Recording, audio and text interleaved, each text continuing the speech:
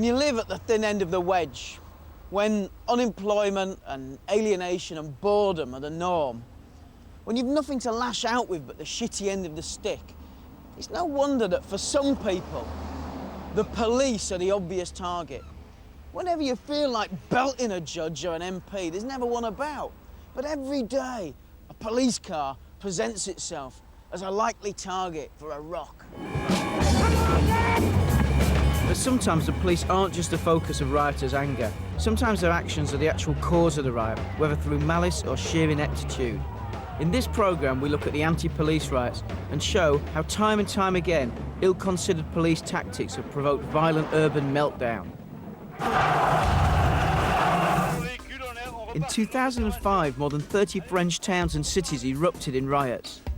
For 2 weeks, inner-city ghettos, rife with unemployment, racism and discrimination, were gripped by nightly violence. The catalyst for the riot was perceived heavy-handed policing. But it's the British, not the French, who are the true masters of the modern anti-police riot. We've been doing this for over 3 decades. The mother of all anti-police riots took place here in Brixton, South London, in 1981. Recession had hit the area hard. Half of the black community were unemployed. Brixton suffered from bad housing and poor education, and many of the people that lived here lived a very alternative lifestyle to those that were policing the area.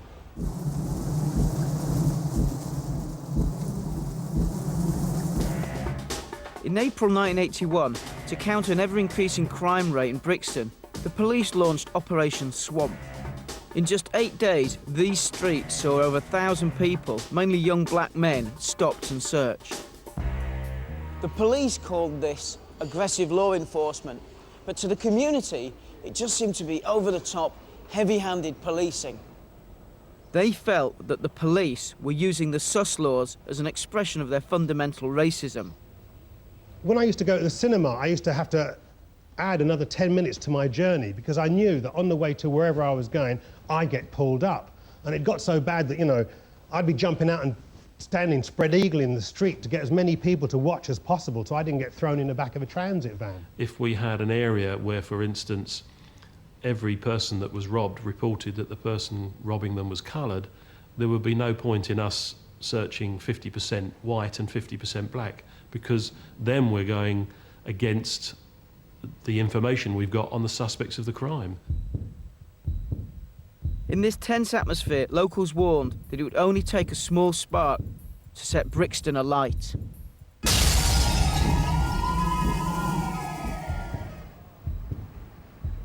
The incident that started the riot happened at 5:15 on Friday the 10th of April. A black youth with a knife wound was stopped by police in Railton Road. Blacker Dread was right there and was a key figure in what happened next. The guy's been stabbed, he's bleeding to death. He needs to go to hospital. Hospital is about 3-4 minutes down the road. The best person to take him apart from an ambulance is a police car, and they didn't pick him up, so we picked him up. They tried to stop us from picking him up, to take him to a cab, to take him down to the hospital, and all hell broke loose.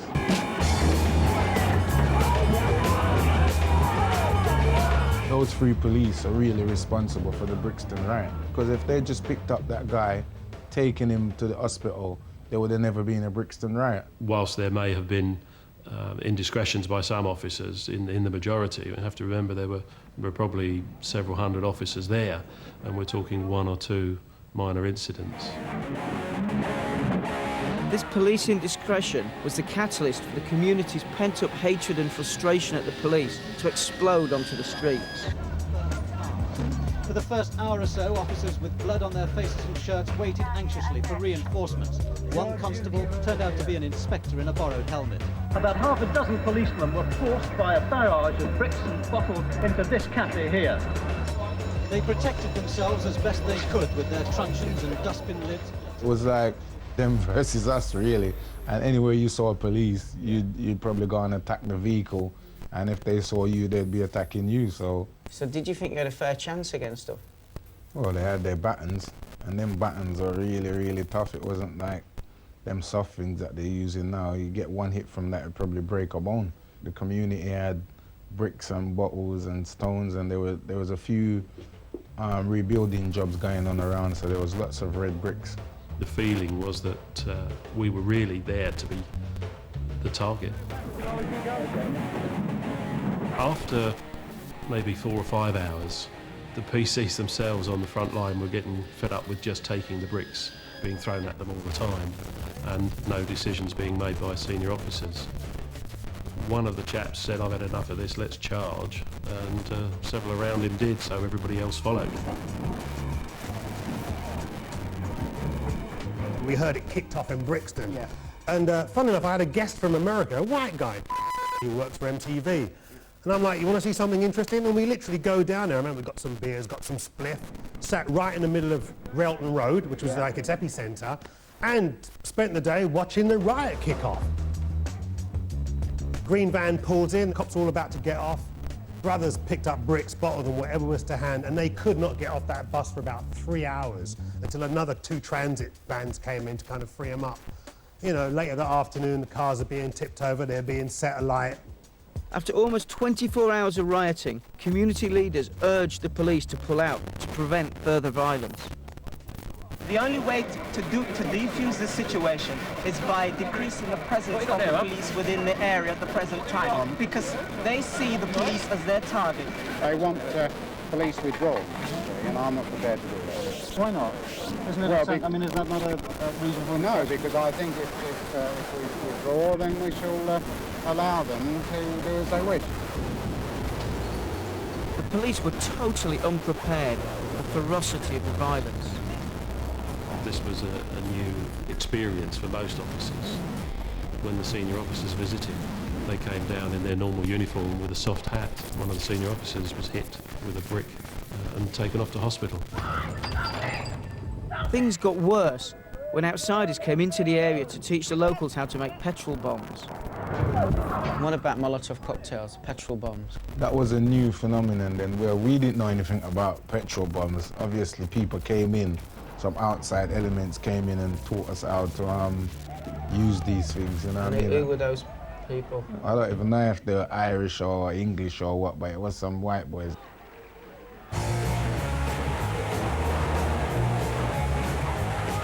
By the Saturday night, the whole of Brixton seemed to be on fire.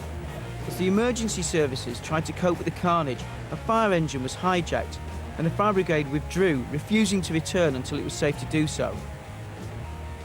Brixton was left to burn.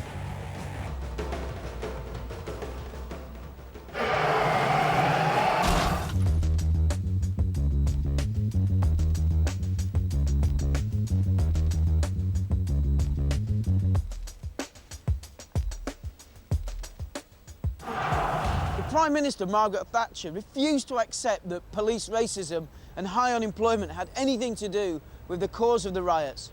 She insisted that it was simply an outburst of criminality. A report by the High Court judge, Lord Scarman, suggested otherwise. While not excusing the violence, he clearly stated that there were problems in the way the community was being policed. It was getting so bad, and the amount of pressure put on the people by the police was totally unfair.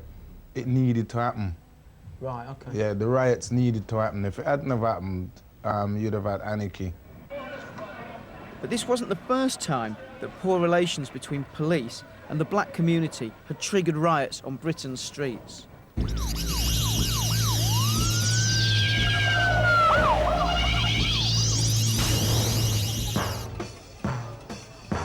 Only 5 years before Brixton went up in flames, Notting Hill had exploded into violence. These colourful carnival scenes from 1976 masked a deep-seated resentment against the police. And like Brixton a few years later, things were about to turn nasty.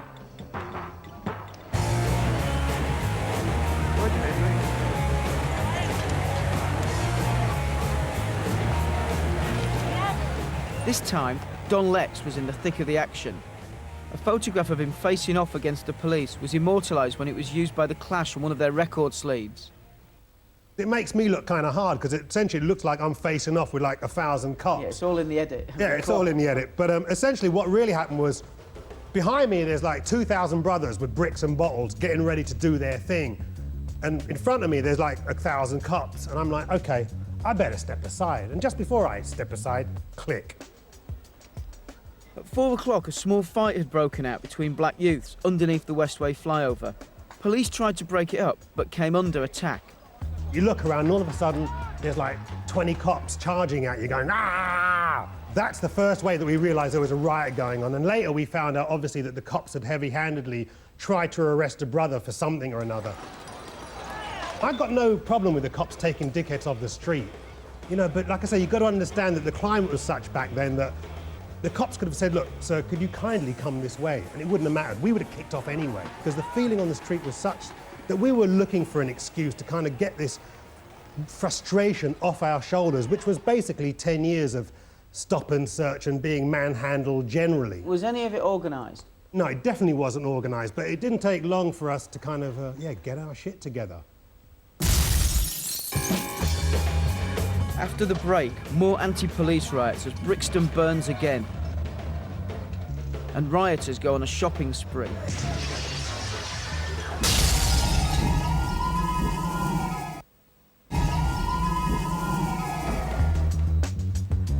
Coming up, Brixton burns, more anti-police anger and looting.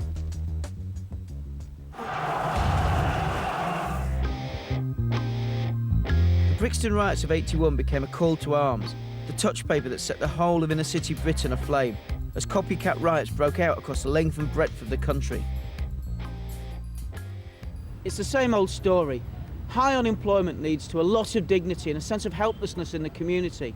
You've got to remember, this is the 80s, the decade that gave us the yuppie and conspicuous consumption.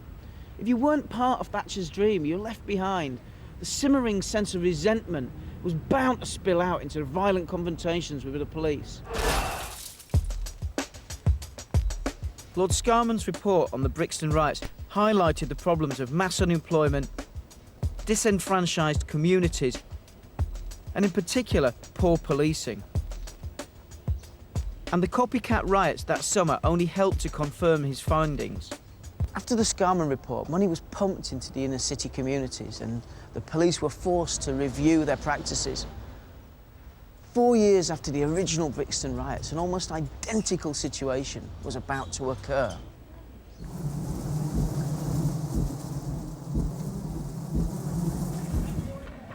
This time around, things were going to get worse. In September 1985, days of unrest followed the shocking police shooting of a Brixton mum. Police had raided a house in connection with their investigations into a robbery. The suspect's mother, Cherry Gross, was shot as she lay in bed. Enraged at yet another police blunder, Brixton residents came out onto the streets again. You know, everyone's got that feeling of that's someone's mum. Everyone feels for that family, so everyone just goes out and just goes mad because they know nothing's going to happen. They know there's going to be no apology. There's nothing. So they just go out and they just do what you have to do, which is riot.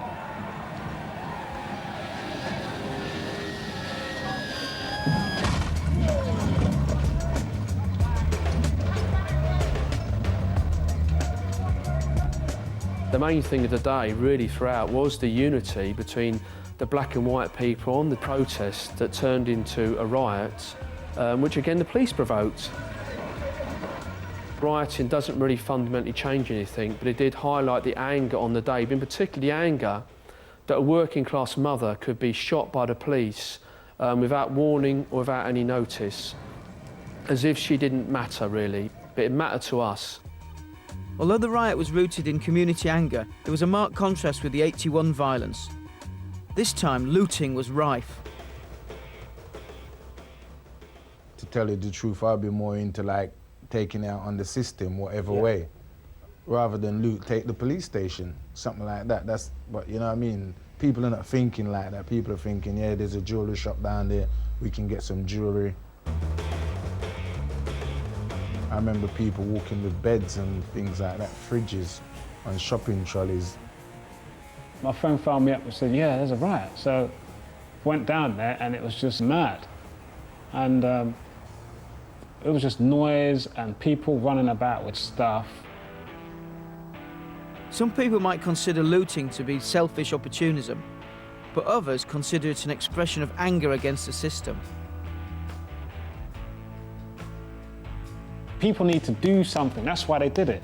You know, black people want justice as well, you know, but going to the police station and saying, "Ah, you bastards, look what you've done," and blah, blah, blah, the police don't care because they know that there isn't anyone to represent black people. So the next thing they do is just riot. That's their justice. That's to say, this is what we're going to take from you people because we know that you're not going to apologise, we know that you're not going to admit it. They were just so angry, that's all they could do. In this riot, Blacker Dread was not only a protester, he was also a victim. My car was parked on the road and they set it alight. I didn't even realise until I was looking for my car that evening. Where's my car? I parked it here, and then I looked, I saw this Granada car burnt to cinders, and I thought, that's my car. But it was a casualty of the riot, innit? But it wasn't just the looting that gave this riot a different feel from Brixton 4 years earlier. In this riot, there was a fatality. 29-year-old freelance photographer David Hodges died of injuries sustained during the riots. He went down there on his own and he photographed some people looting a jeweller's shop and was hit on the head with a bit of concrete for his pains. And as a result of that, he died about a week later. The Brixton riot of 1985 resulted in 1 death, 50 injuries and 200 arrests. Cherry Gross, the woman shot by the police in bed, was paralysed and remained in hospital for 2 years. The police had fucked up again. After this riot, there was a major review of the Met's gun policy, leading to a ban on CID detectives carrying firearms.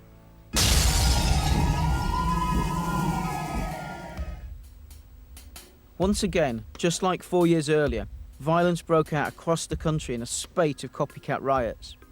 By now, the British public were getting used to watching inner cities burn on the evening news, but that October came a riot that shocked everybody when, at Broadwater Farm, Tottenham, a policeman was hacked to death.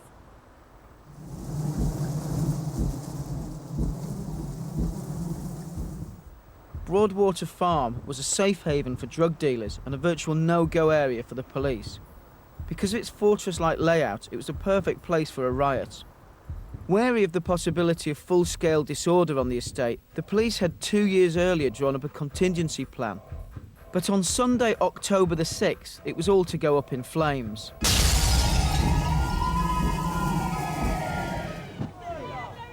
Once again, the riot was sparked by perceived police brutality. Local resident Cynthia Jarrett had died of heart failure after police officers burst into her home during a raid. The community, angered by this and what they saw as unfair policing on the estate, took to the streets. There was a lot of anger and mistrust. The death of Mrs. Jarrett, I think, brought a lot of that anger out. It's very bad. This is not like what you think in Brixton or whatsoever it is. This is bad. This is going to be very, very bad. That night, officers came under attack from a violent mob. The police airwaves were clogged with cries for help. Ingressing Road, we've just noticed what looks like a bullet hole in one of our shields. They might be armed. Require urgent assistance. We're surrounded by petrol bomb attackers. I'd been at the Brixton riots twice before that particular riot, and I didn't find that anywhere near as frightening as that particular night on Broadwater Farm. It was a cauldron of violence. There was petrol bombs flying out. There were groups of perhaps 50 or 100 young people charging at the police.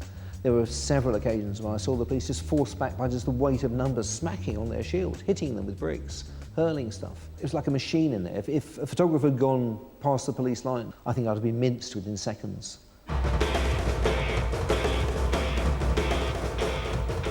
It looked like a war zone.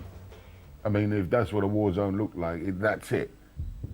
But the incident that was to make this the most shocking riot in contemporary British history was the brutal murder of PC Keith Blakelock.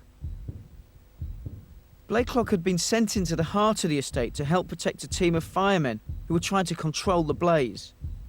Almost immediately, he came under attack from a mob armed with machetes, swords and knives. Minutes later, he was dead. Turned round and couldn't see Keith Blakelock at all. He was completely enveloped by people flailing weapons, instruments or whatever in his general direction. Physically, it literally disappeared under the weight of people that were attacking him. PC Dick Coombs was one of several officers who ran to help Blakelock. As he did so, he was struck across the face with an axe-like weapon. Well, as I was running across the grass towards where Keith was lying, I was felled by something, I don't know what, and knocked unconscious. And I remember nothing until I woke up in hospital and I was being stitched. I felt such fear and such horror at the ferocity of the attack which we were under that I thought we would never get out alive. Nobody has ever been charged with the attempted murder of PC Coombs, but Winston Silcott was found guilty of the murder of PC Blakelock. However, after 4 years in jail for this crime, his conviction was quashed on appeal. The murder is still officially unsolved. After the tragedy of Broadwater Farm, the police endeavoured to engage the communities in a much more understanding way, meaning that 20 years on, inner city policing should be far more tolerant and understanding. But in 2001, Britain witnessed scenes which took us straight back to the early 80s. A serious rioting in Hare Hills, Leeds broke out following the heavy-handed arrest of a local Asian man. There's still a lot to be learned about the policing of inner city communities, as they really are just one bad arrest away from a riot. Next time on I Predict a Riot, England football hooligans take riotous trips abroad.